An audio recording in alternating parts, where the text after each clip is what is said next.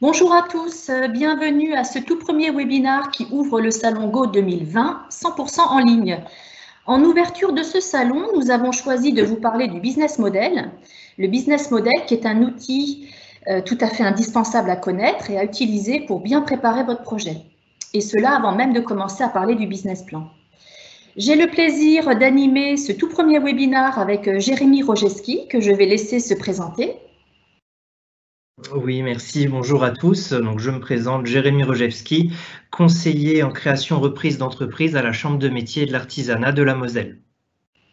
Et donc moi-même, Doriane Stark, responsable du pôle entrepreneuriat à la Chambre de commerce et d'industrie de la Moselle. Nous vous invitons à poser vos questions via le chat qui se présente sur votre écran, qui est à votre disposition, et nous traiterons vos questions en fin de présentation. Je précise également que cette visioconférence est enregistrée et que vous pourrez la retrouver très prochainement sur YouTube.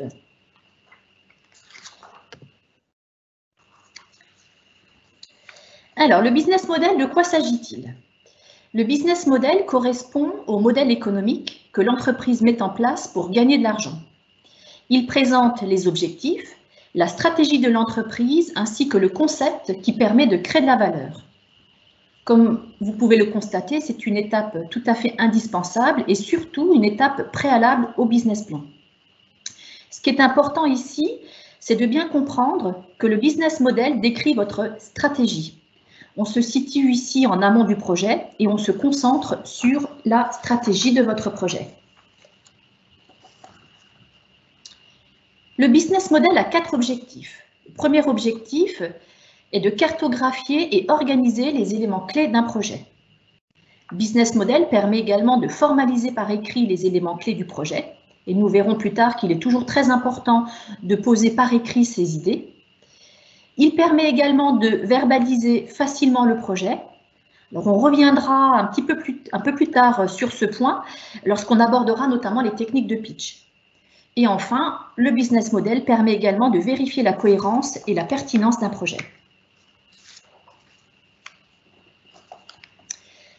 Donc là, vous avez à l'écran un exemple de business model. Donc vous voyez, c'est un tableau qui se présente de cette manière. Donc l'outil qui vous est présenté ici s'appelle le business model Canvas. C'est le support qui est en fait le plus utilisé. Et comme vous pouvez le constater, donc il s'agit d'un tableau qui comprend plusieurs items. Dans ce tableau, ce qui est important, c'est qu'on n'y positionne que des mots. On n'est pas sur du rédactionnel, on ne rédige pas de phrases, ce sont uniquement des mots que l'on positionne sur chacun des items. Et nous allons maintenant décortiquer chaque item du business model.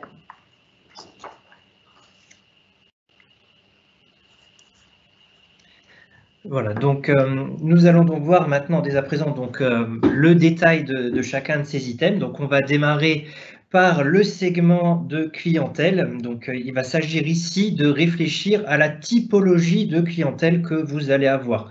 Donc cela peut être des particuliers, des entreprises, des opérateurs publics.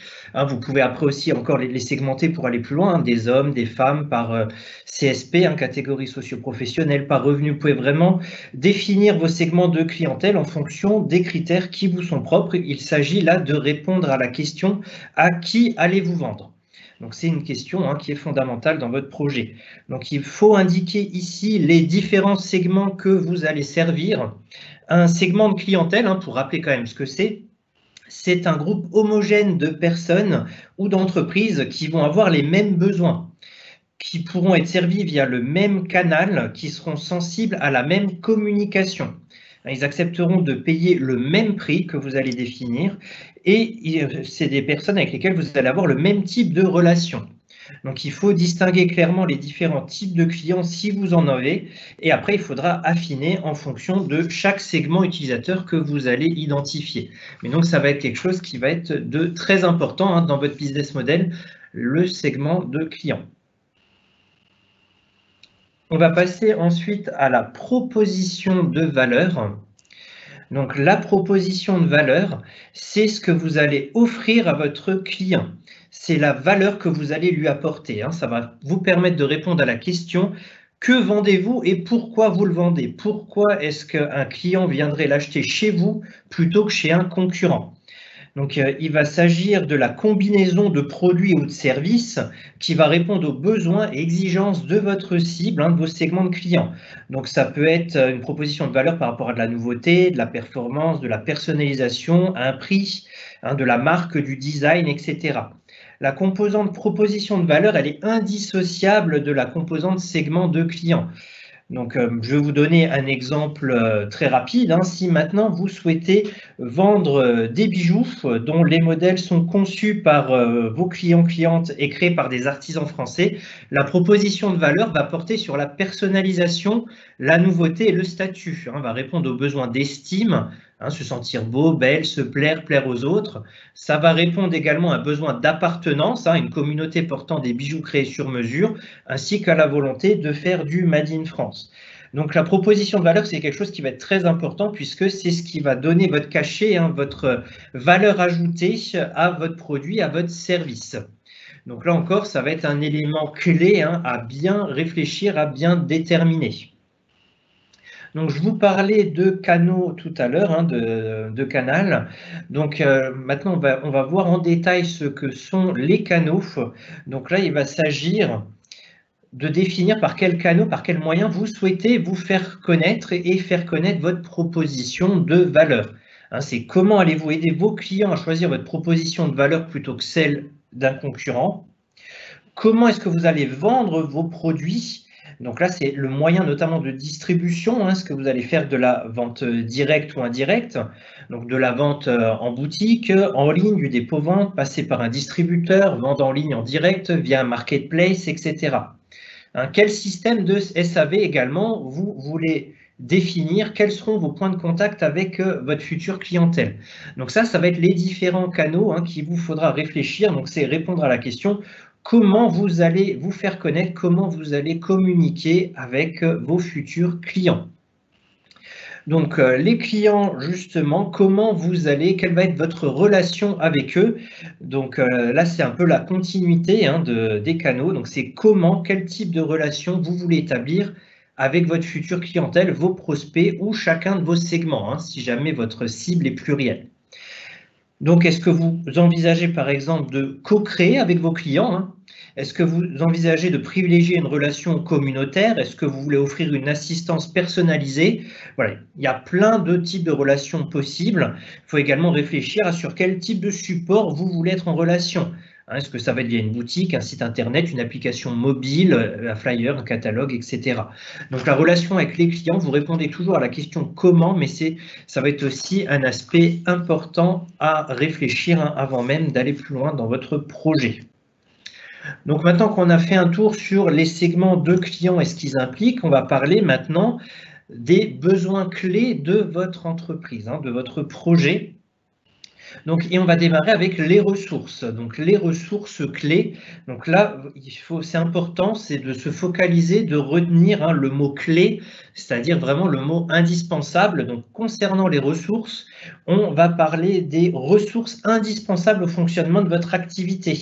Donc, ça peut être un local, ça peut être du matériel, des machines, ça peut être également un fonds financier, des ressources humaines, des compétences, des logiciels. Voilà, la liste peut être longue. Il s'agit vraiment de répondre à la question, si je n'ai pas cette ressource, est-ce que je peux faire fonctionner mon entreprise? Est-ce que mon entreprise peut tourner? Donc, si la réponse est non, si vous ne pouvez pas faire tourner votre entreprise sans cette ressource, vous avez donc en face de vous une ressource clé.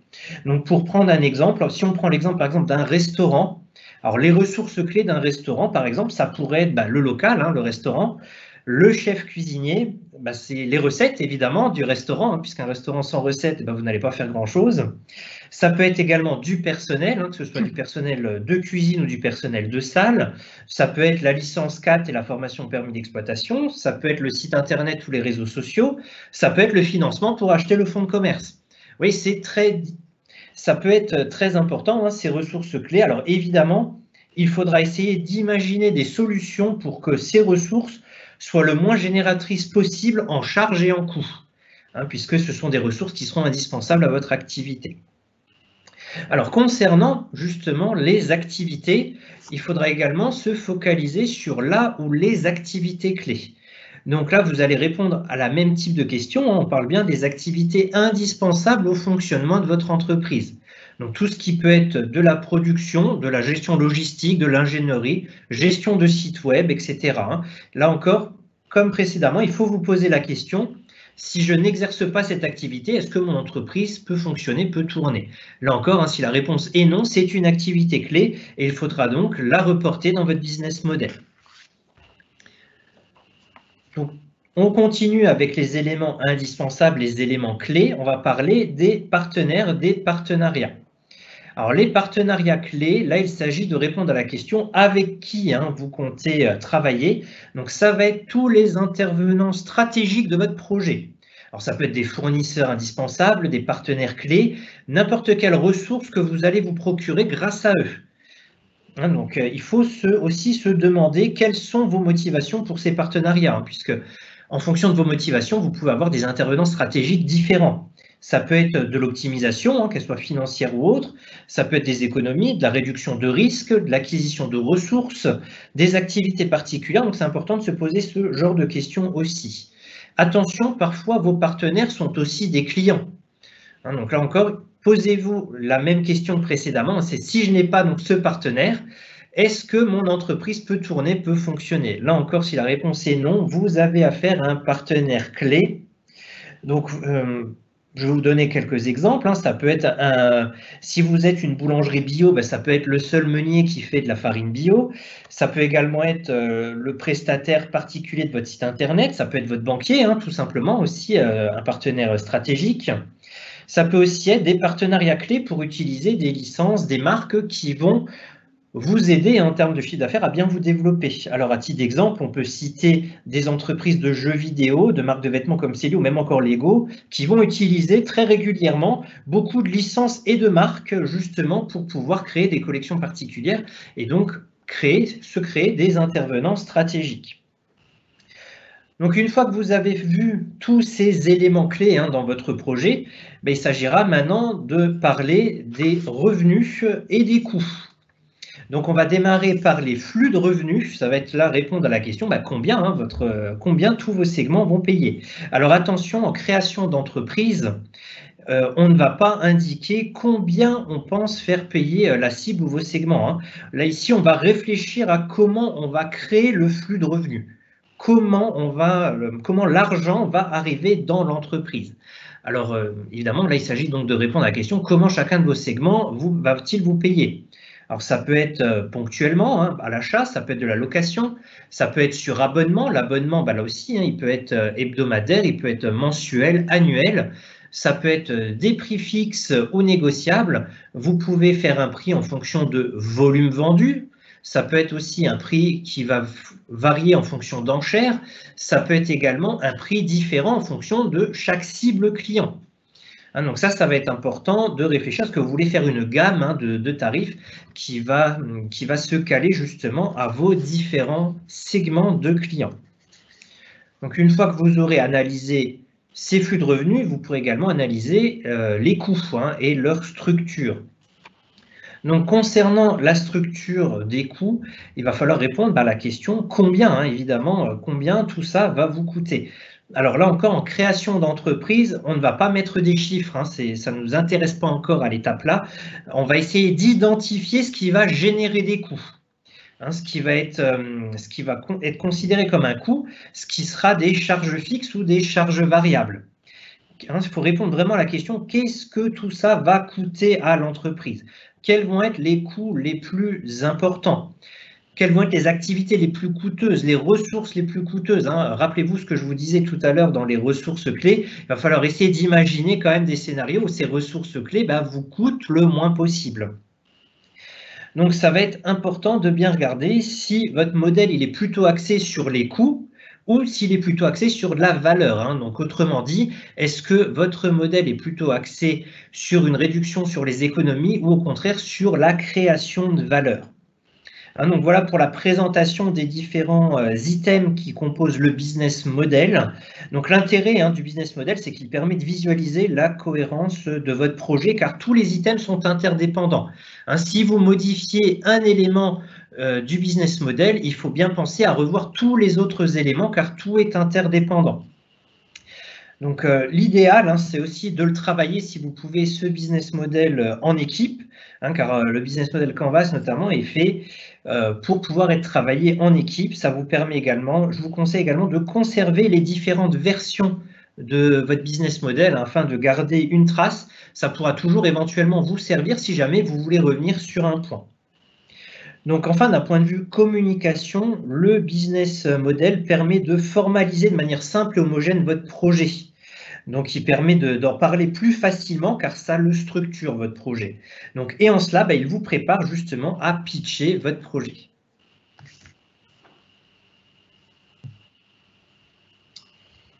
Alors effectivement, comme vient de le dire Jérémy, effectivement, le business model est un outil particulièrement intéressant qui permet en fait de poursuivre plusieurs objectifs.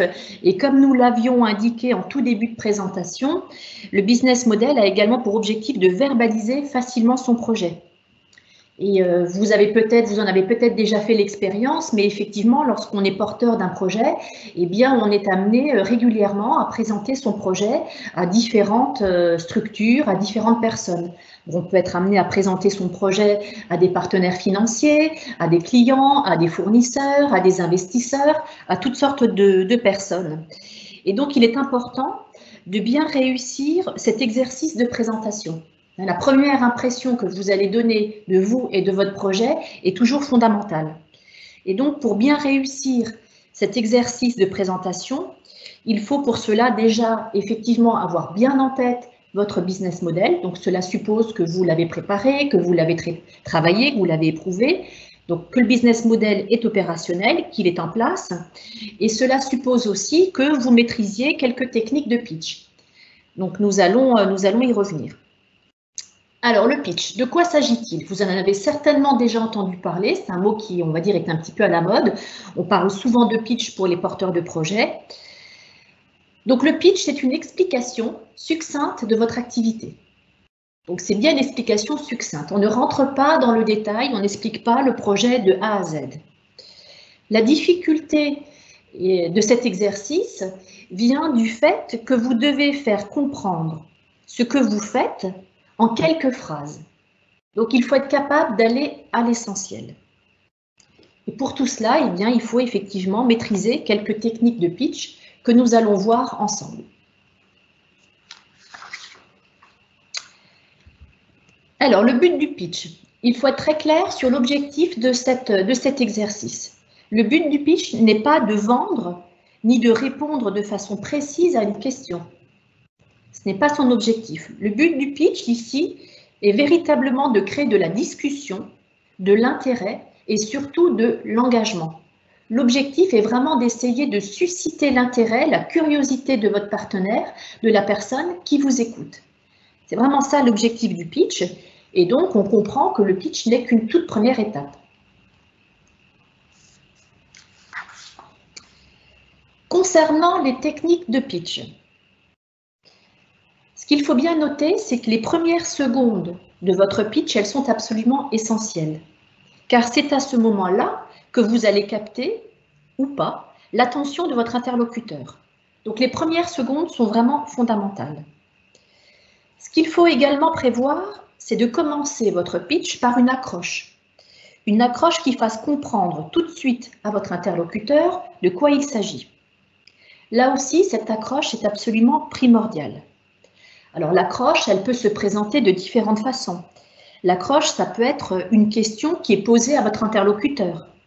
Par exemple, si vous avez un projet de création d'entreprise qui est en lien avec les animaux de compagnie, vous pouvez démarrer votre pitch par une question du type « Avez-vous un animal de compagnie ?» Voilà, donc ça peut être ce type d'accroche.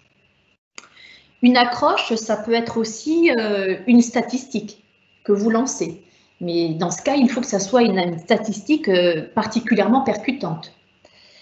Par exemple, si vous avez un projet dans le numérique, vous pourriez commencer votre pitch en disant 92% des visiteurs d'un site web ne reviendront jamais. Voilà pourquoi l'e-marketing est fondamental. Ça peut être aussi une accroche de ce type-là. Après, il existe encore d'autres types d'accroches, à vous de les imaginer. Certaines sont plus délicates à manier, par exemple, certains pratiquent le silence. Donc, démarrer un pitch par quelques secondes de silence, bon, ça peut être risqué, mais pourquoi pas? En tout cas, ça peut exister. Ensuite, une fois que vous avez commencé par votre accroche, enchaînez avec le pourquoi et le qui, c'est-à-dire proposer un exposé synthétique de la raison pour laquelle le projet est viable et préciser également qui est le client ou qui sont les clients, puisque comme on l'a vu tout à l'heure dans le business model, on peut effectivement avoir plusieurs clients, plusieurs segments comme Jérémy l'a rappelé. Il est aussi très important à ce stade de parler de l'adéquation entre vous et votre projet. Il est important également de consacrer quelques mots à votre équipe ou sur vous. Et si vous êtes en équipe, il est important de montrer la solidarité, le partage de valeurs et votre complémentarité. Ça, c'est également un point très important qui va également permettre de capter l'attention et de susciter l'intérêt autour de votre projet. Dites-vous bien qu'il vaut mieux avoir une équipe solide et un projet qui serait peut-être à revoir, plutôt qu'un super projet, mais avec une équipe complètement bancale. L'équipe est vraiment un point essentiel de votre pitch. Et enfin, il faut également exposer votre vision et le sens que vous donnez à votre projet.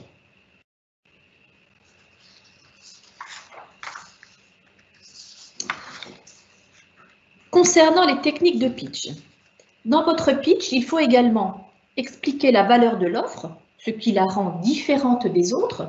Et donc là, vous voyez que l'on se reporte à ce qui a été vu dans le business model. Donc d'où l'importance d'avoir préparé votre business model au préalable. Il faut également présenter l'avantage que vous avez sur les autres acteurs pour réussir. Également un point très important. Mentionner les partenaires avec lesquels vous allez travailler. Il est toujours très important de démontrer à vos interlocuteurs que vous n'êtes pas seul. C'est un point essentiel dans un projet de création ou de reprise d'entreprise. Indiquez également comment vous comptez gagner de l'argent. Donc ici, comme Jérémy l'a dit un petit peu plus tôt, ici, ce qui nous intéresse ne sont pas des montants chiffrés. Ça ne fait pas partie du business model. Ici, ce qui nous intéresse sont uniquement les flux de revenus, la façon dont vous allez gagner de l'argent. Et indiquez également où vous en êtes et puis aussi ce qu'il vous reste à faire pour réussir. Donc, vous voyez que le pitch, en fait, se repose complètement sur le business model. On retrouve vraiment dans ce pitch les items du business model. Donc, c'est vraiment important d'avoir au préalable travaillé votre business model. Toujours quelques conseils pour réussir. Prévoyez un format. Donc, à vous de le définir. Alors, le format, ça peut être 30 secondes, ça peut être 1 minute, ça peut être un format de 2 minutes. À vous de le définir. Je dirais qu'il n'y a pas forcément de durée type, de durée précise. 30 secondes, disons que c'est court pour convaincre. 2 minutes, c'est bien. Voilà, 2 minutes, ça vous permet de maintenir l'intention de votre interlocuteur sans être trop long dans vos explications. Un petit conseil également, apprenez par cœur la phrase introductive, celle qui accroche l'auditeur, celle dont on a parlé tout à l'heure. Essayez de l'apprendre par cœur pour pouvoir toujours démarrer votre présentation de la même manière. Et si vous avez la possibilité de prévoir un support, eh bien dans ce cas, faites une présentation écrite simple et efficace. Si le support que vous avez la possibilité de préparer est un PowerPoint, n'oubliez pas que sur une slide, eh bien, on ne peut pas présenter une dizaine d'idées, il faut faire un choix, 3-4 idées maximum par slide.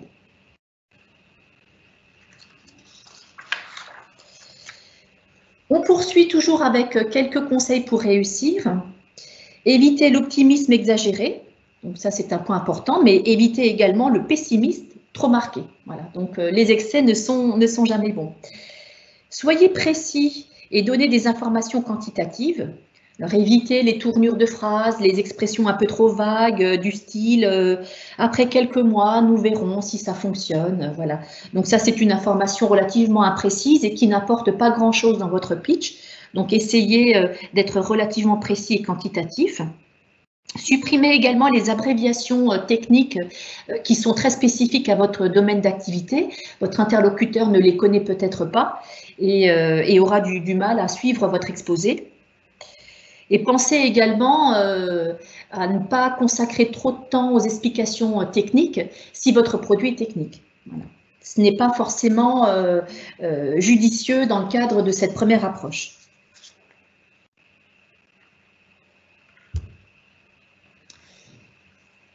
Voilà, donc là, nous avons fait un tour d'horizon sur le business model. Donc, comme vous l'avez compris, en fait, jusqu'à maintenant, nous avons vraiment travaillé sur la stratégie de l'entreprise.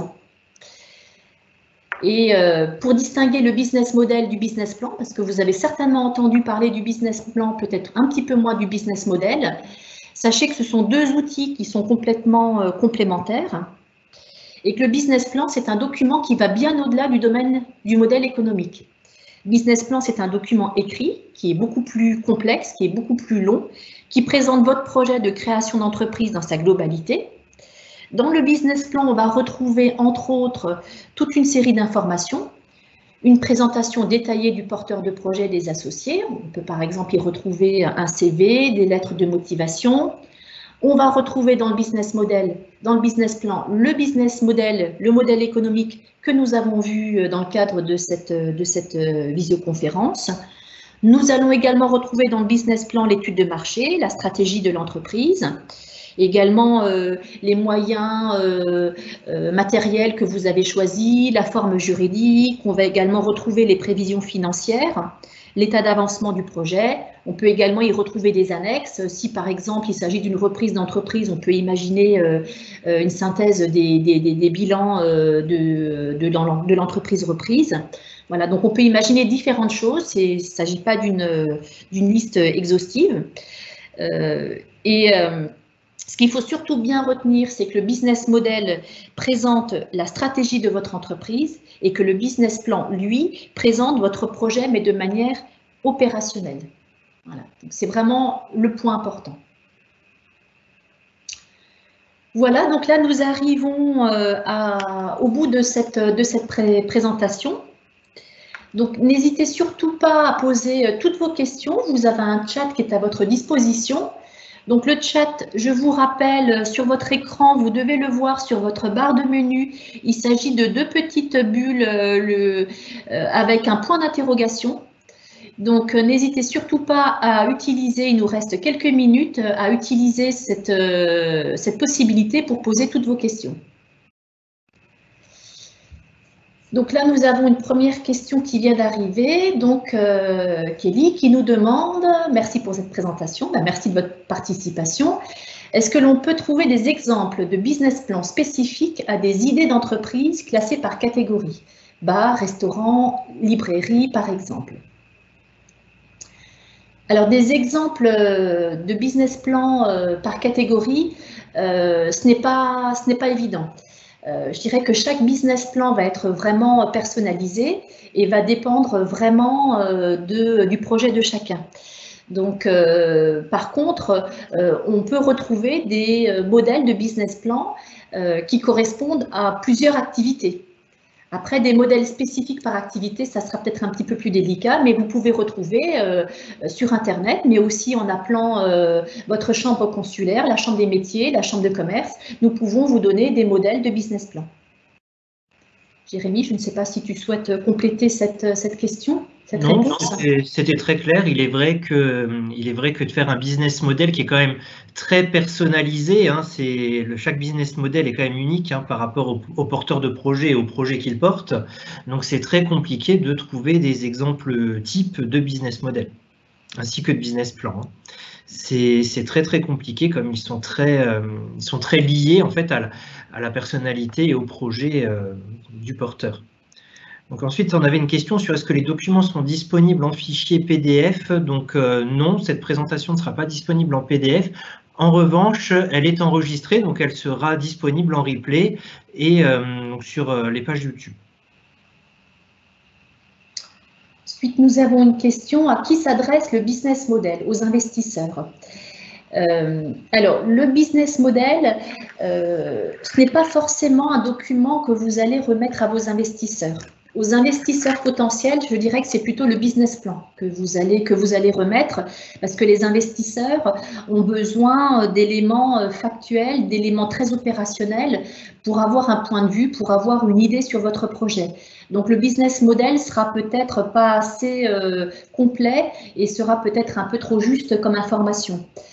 Sachant que dans un business plan, on retrouve le business model. Donc le business model fait partie du business plan.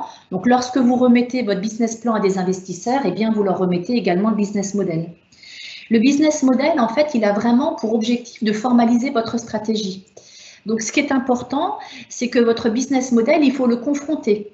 Il ne faut pas le faire tout seul chez vous, dans votre bureau ou dans votre salon. Il faut toujours le tester et le soumettre à différentes personnes. Jérémy l'a très bien dit pendant cette présentation, c'est un travail d'équipe. Donc le business model, il faut aller le présenter à d'autres personnes qui vont un peu vous challenger sur votre projet et qui vont aller essayer un peu de vous titiller sur les points qui posent problème, les points qui ne sont pas compris, les points qu'il faudrait retravailler. Mais lorsque l'on fait ce travail-là, il est toujours important aussi que ces personnes mentionnent également vos points positifs. Et effectivement, c'est important pour pouvoir progresser, pour aller de l'avant, de travailler les points, de retravailler les points faibles, mais c'est aussi très important que vous ayez bien conscience de vos points forts. Et donc, il faut que ces personnes-là soulignent également vos points forts. Donc ensuite, nous avons Renata qui nous demande est-ce que nous devons changer de business plan si nous nous adressons à une banque ou un partenaire? Donc non. Alors le business plan en tant que tel, hein, on va pas rentrer dans le détail du business plan parce qu'il y a une conférence entière qui est dédiée à cette thématique, mais un business plan correspond à un projet, hein, tout comme un business model. Donc vous n'allez pas le changer en fonction de votre interlocuteur. Dans les éléments du business plan, vous avez notamment une étude de marché, une présentation de votre offre de service, etc. Il n'y a pas de raison que cette offre ou cette étude de marché diffère d'un établissement bancaire à un autre. Donc, sur le business plan, non. Le business model également, c'est un projet, un business model. Je dirais même que c'est un business model par segment de clientèle réel. Après, il ne faut pas hésiter à en faire plusieurs au besoin. Donc, Doriane, je ne sais pas si tu souhaites compléter. Oui, non, je partage complètement. Nous avons également une question de Sophie qui nous demande si le business model est égal au modèle économique ou s'il y a une différence. Sophie, vous avez entièrement raison. Le business model, c'est bien ce qu'on appelle le modèle économique. Donc, il s'agit bien de la même chose. Business model, on va dire que c'est le terme anglais. Modèle économique, c'est le terme français. Mais oui, tout à fait, je vous confirme, il s'agit exactement du même document et du même livrable. Donc ensuite, nous avons Kelly qui nous demande donc si les personnes qui peuvent nous challenger, qui sont ces personnes? Alors, ces personnes, ça peut être vos amis, ça peut être votre famille, ça peut être vos conseillers consulaires, chambre de commerce, chambre de métier.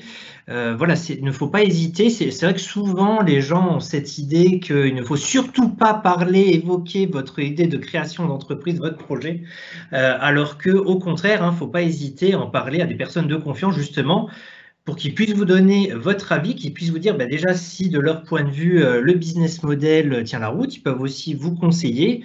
Nous pouvons vous conseiller aussi. Donc c'est important de parler de votre projet, de confronter vos idées. Peut-être que vous avez une bonne idée, mais que voilà les flux de revenus que vous pensez avoir ou les coûts, etc. Peut-être que ça, ce sera pas bon, qu'il faudra le retravailler. Donc c'est d'où l'intérêt de faire émettre votre projet à différentes personnes. Mais ça peut être aussi bien la CCI que la CMA en fonction de vos projets. Ça peut être après vos amis, votre famille, voilà, ça peut être très divers. Donc, on a Olivier qui a posé une question. Je pense, Olivier, qu'on vient d'y répondre. Vous nous demandez si vous pouvez présenter votre business model à un conseiller CCI ou un conseiller CMA pour avis. Donc, Jérémy vient de vous répondre. Donc, oui, il n'y a pas de souci. On a une question également de Bilal qui nous demande combien de pages doit composer le business plan pour être sérieux pour le banquier. Alors là, c'est toujours aussi du cas par cas, hein, puisque chaque projet est différent. Ce que je peux vous donner comme indication, c'est que lorsque la CCI ou la CMA, hein, puisqu'on travaille de la même façon, lorsque nous accompagnons des porteurs de projets et que nous réalisons un business plan, en moyenne, un business plan, on va dire que c'est aléatoire, mais ça va être entre 20 et 30 pages. Voilà. Donc, s'il s'agit d'un projet vraiment très très simple, ça peut être un peu moins de 20 pages, mais généralement une vingtaine de pages, on va dire que c'est un minimum parce qu'effectivement dans le business plan, eh bien, il y a beaucoup à dire, hein. Comme on l'a vu tout à l'heure, on a déjà toute la partie étude de marché, donc c'est une partie qui est lourde. On a la partie étude financière, donc je dirais en moyenne entre 20 et 30 pages. Jérémy, tu souhaitais rajouter quelque chose? Tu partages? Ouais. Oui, après, voilà, ça va dépendre, comme tu l'indiquais, de la nature des projets. Après, bon, ce n'est pas le nombre de pages, hein, qui est important quand vous présentez un business plan, mais c'est son contenu. Hein, donc, il faut surtout s'attacher au contenu du business plan. Il faut que voilà, toute personne ayant intérêt à regarder votre business plan, il faut qu'il puisse y trouver les informations clés qui va concerner votre projet. Après, voilà, le nombre de pages que ça peut prendre, ça va dépendre des projets, mais il faut plus s'attacher au contenu qu'au nombre de pages. Voilà. Un point aussi peut-être important à souligner, c'est que là, vous voyez, on parle de business model parce que vous avez un projet de création ou de reprise d'entreprise, mais lorsque vous aurez créé votre entreprise ou lorsque vous aurez repris votre entreprise, vous serez peut-être amené également en cours de vie de cette entreprise de changer de business model.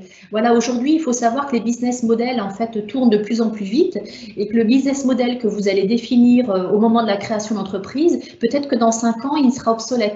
Donc, c'est une démarche en fait qu'il faut toujours garder à l'esprit, surtout avec la période que nous vivons à l'heure actuelle. De nombreuses entreprises ont été amenées à faire évoluer leur business model.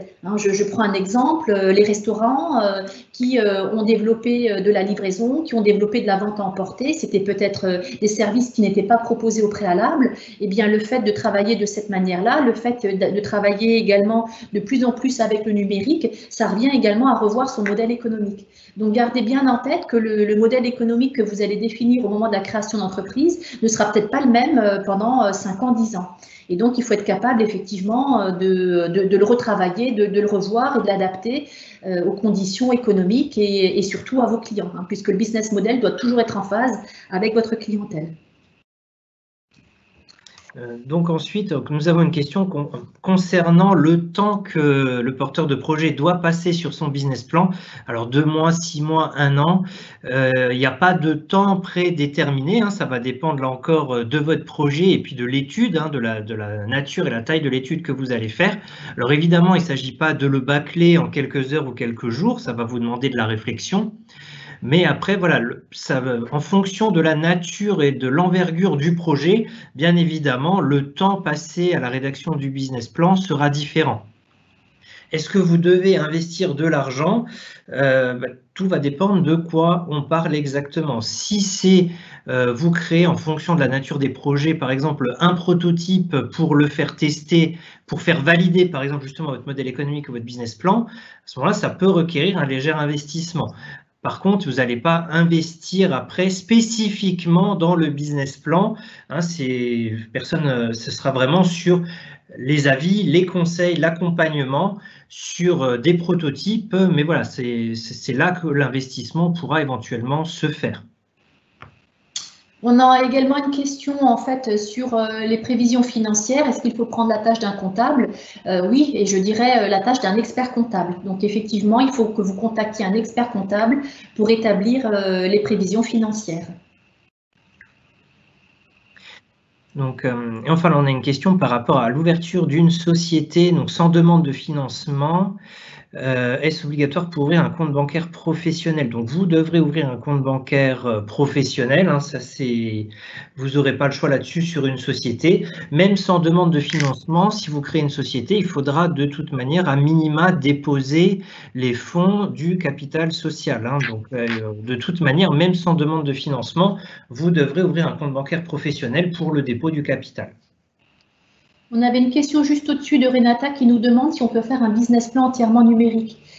Oui, tout à fait. Vous pouvez faire un business plan numérique, donc vous pouvez le travailler en ligne. Donc il existe différents outils qui vous permettent de réaliser des business plans en ligne.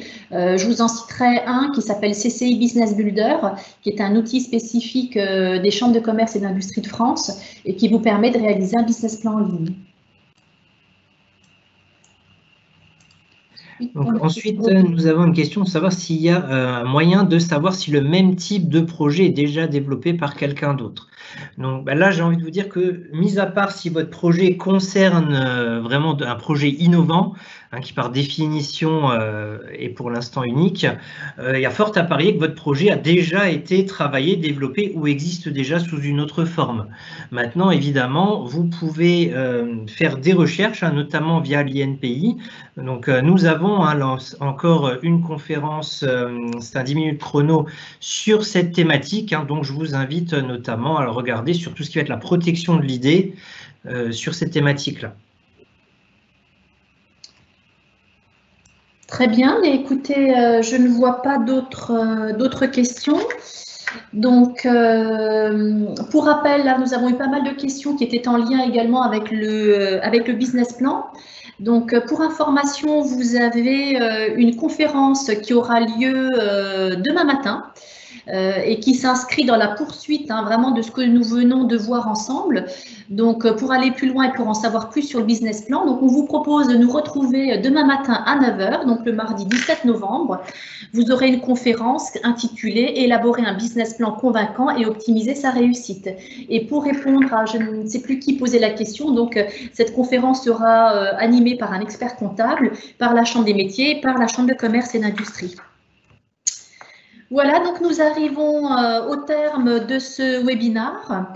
Nous vous remercions de votre participation active. Les questions étaient riches et nombreuses. Vous pourrez retrouver cette visioconférence sur YouTube d'ici, je pense, la fin de la journée. N'oubliez pas que le Salon Go ne fait que commencer. Il s'agit effectivement d'une première journée et que vous pouvez assister à de nombreuses visioconférences sur des sujets très variés. Le programme complet est disponible sur salon-go.fr. Et je précise également que la CCI et la CMA sont à vos côtés pour aller plus loin dans votre projet. N'hésitez surtout pas à prendre contact avec nous pour travailler sur votre business model. Et il nous reste à vous souhaiter à tous une excellente continuité dans votre projet et un bon salon. Merci de votre participation. Bon salon, merci de votre participation. À bientôt. Au revoir. Au revoir.